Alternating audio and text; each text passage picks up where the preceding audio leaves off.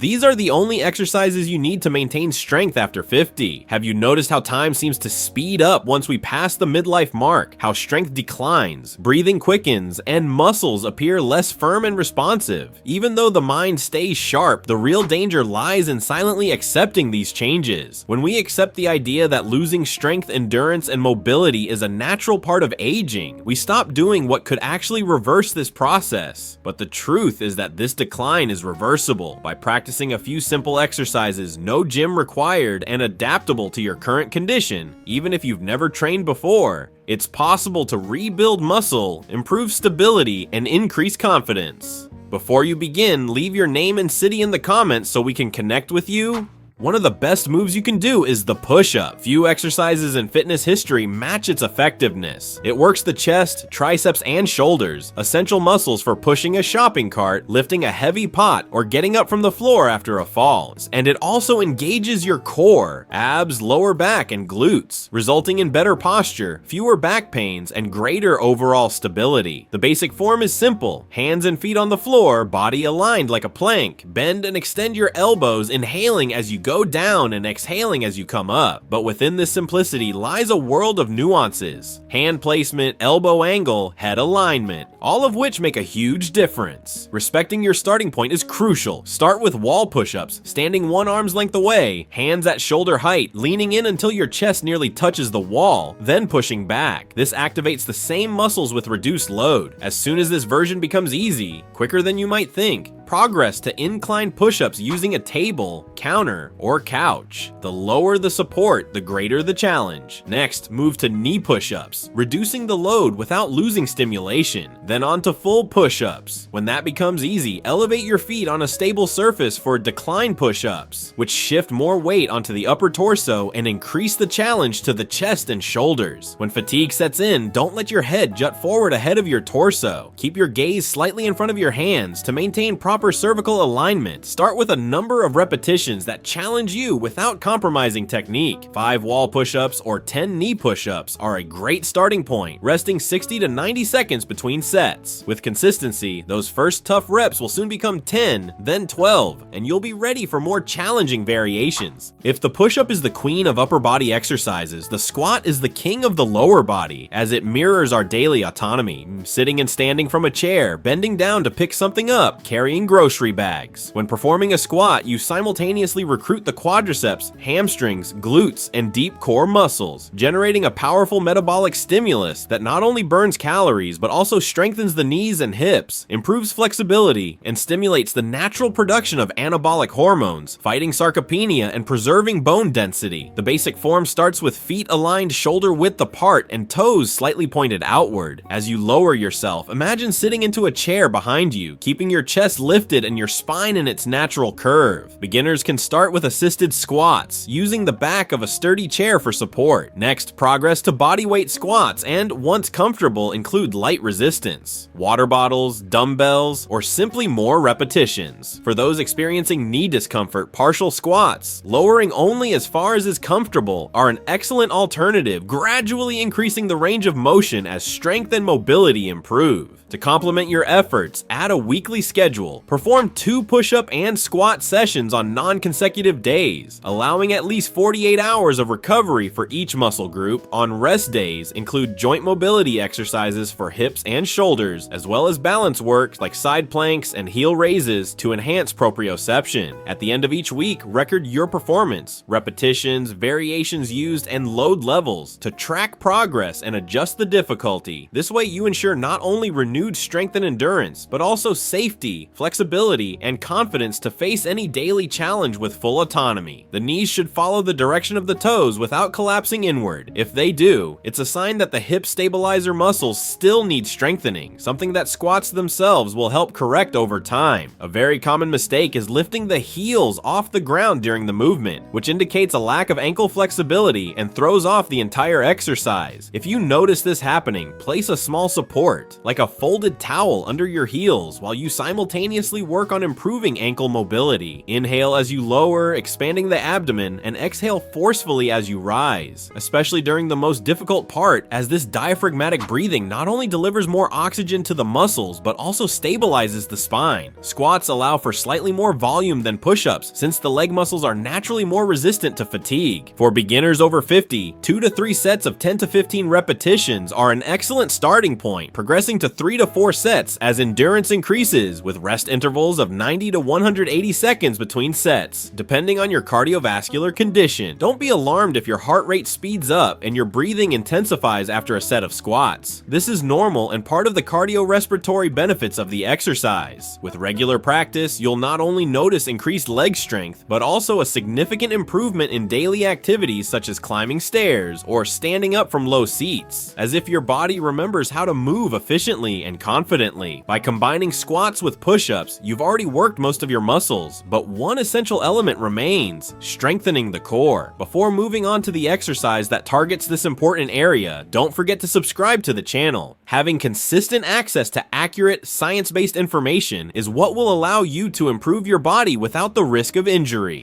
Exercise 1, the plank. First, understand that the core is not just the six-pack seen in magazines, but a complex system that includes deep muscles such as the transverse abdominis, obliques, lumbar musculature, diaphragm, and even components of the hip muscles. This group works in synergy to support the spine, transfer force between upper and lower limbs, and allow safe movement in all directions. As we age, the loss of tone in these deep fibers is directly linked to issues such as chronic lower back pain, balance difficulties, and even urinary incontinence. The plank helps reverse this process by teaching the body to resist movement, stabilizing the spine in its neutral position. The benefits go far beyond a stronger abdomen. You'll notice improvements in overall posture, reduced back pain, greater ease in activities that require stability, and even increased efficiency in other exercises like push-ups and squats. To maximize results, vary the durations. Beginners can start with 20 to 30 seconds and progress to holding for a minute or more, and include dynamic variations such as plank with alternating arm and leg lifts to further challenge balance and coordination.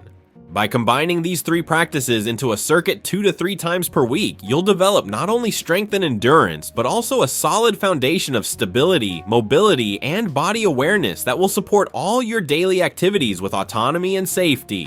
Now, let's introduce 2 more essential movements, following the same logic of adaptations and progressions. Exercise 4, bird dog, which starts on all fours with hands aligned below the shoulders and knees below the hips. From there, extend your right arm forward and left leg back simultaneously, keeping your torso stable and hips aligned. Hold for 2 seconds, then return with control and alternate sides. This variation strengthens the lower back stabilizers, improves balance and coordination, and for beginners, it's fine to reduce the range by extending only the arm or the leg, or even placing hands on an elevated surface. Perform 2 to 3 sets of 8 to 10 reps per side, resting 45 seconds between sets.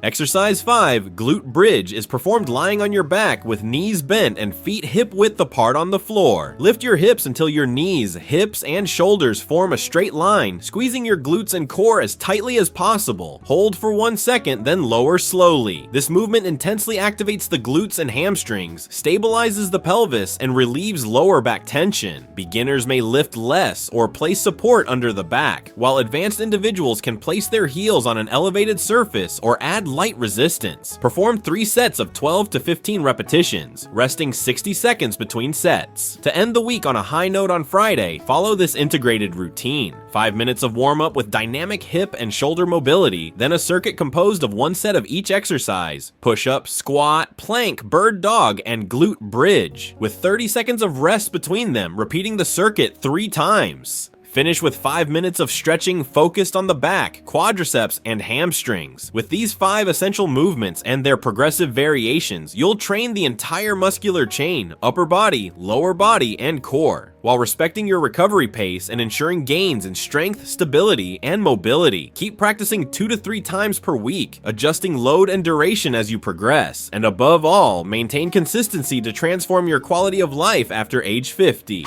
When you think of a plank, you might imagine something simple, just holding your body straight for a few seconds, but the effectiveness of this exercise goes far beyond maintaining a straight line. It simultaneously activates various deep and superficial muscle groups, becoming one of the core pillars of strengthening the core and preventing lower back pain. When done with proper technique, the plank directly improves balance, posture, and the ability to generate force during everyday movements. To achieve all these benefits, it's essential to understand every detail that makes the difference between a superficial performance and solid, safe body work. The classic plank version begins by placing your forearms on the floor with your elbows positioned directly below your shoulders. Your feet should be hip-width apart with your toes slightly turned inward to provide stability. From this base, imagine an invisible string gently pulling the top of your head toward your heels, keeping your spine neutral. This neutral position means your lower back shouldn't arch into hyperlordosis, nor should your hips rise too high, creating an exaggerated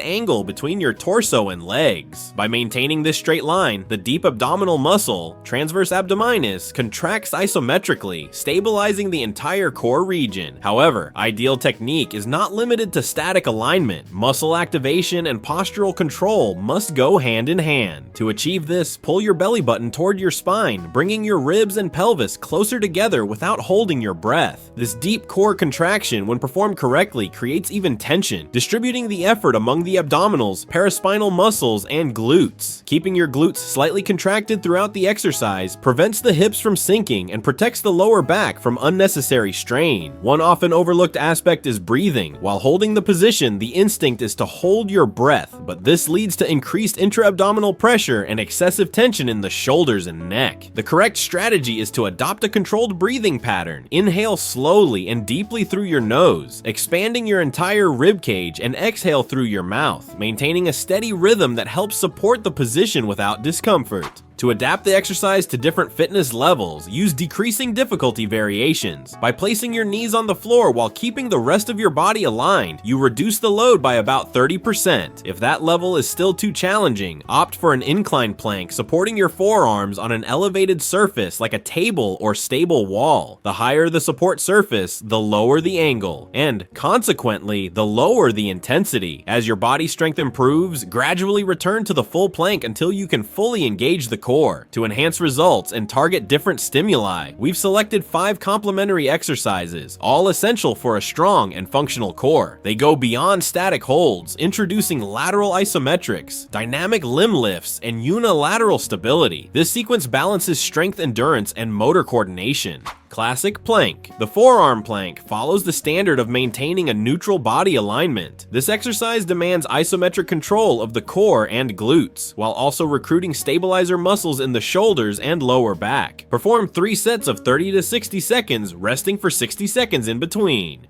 Side plank. Lying on your side, support yourself on one forearm and align your shoulder, hip, and knee. Raise your hip until your body forms a straight line, keeping the torso firm. This works the obliques and hip stabilizers, which are essential for preventing spinal injuries. Perform 3 sets of 20 to 40 seconds on each side. Plank with leg raises. In the classic plank position, alternately lift each leg a few inches off the ground, keeping it straight and the foot flexed. Hold each lift for 3 to 5 seconds before switching sides. This movement stimulates the glutes and lower rectus abdominis, improving balance. Perform 10 repetitions per leg, 3 sets. Isometric bridge. Lying on your back with knees bent and feet firmly on the floor, lift your hips until your shoulders, hips, and knees form a straight line. Squeeze your glutes and core, holding the position for 30 to 45 seconds. This exercise works the posterior chain and lower back. Do 3 sets with 60 seconds of rest between them. Shoulder tap plank. Start in a high plank position, arms extended, hands below the shoulders. Tap the opposite shoulder with one hand while keeping the hips stable and avoiding any swaying. This move promotes unilateral stability and challenges coordination. Do 12 alternating taps for 3 sets.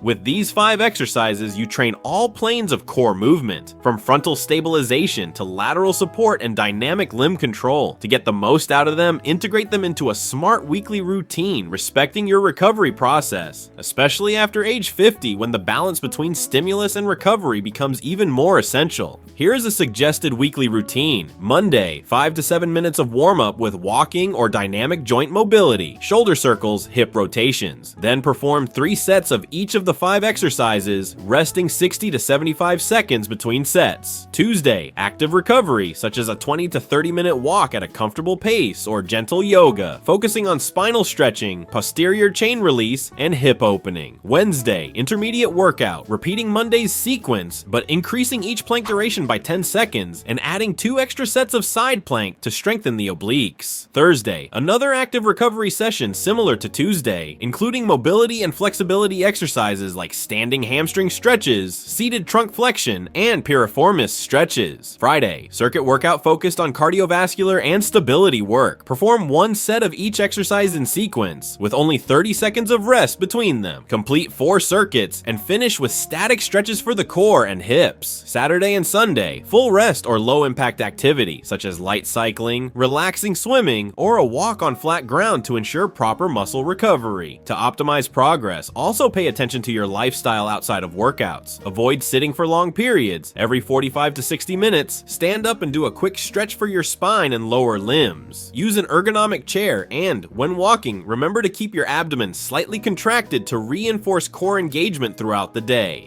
In addition, maintain proper hydration by consuming 2 to 3 liters of water daily, adjusting based on ambient temperature and activity intensity. Proper nutrition is another key pillar. Prioritize lean proteins, chicken breast, fish, eggs, dairy, and legumes for muscle repair. Include complex carbohydrates, sweet potato, brown rice, quinoa for sustained energy, and don't skip healthy fats, avocado, nuts, olive oil, which support hormone production.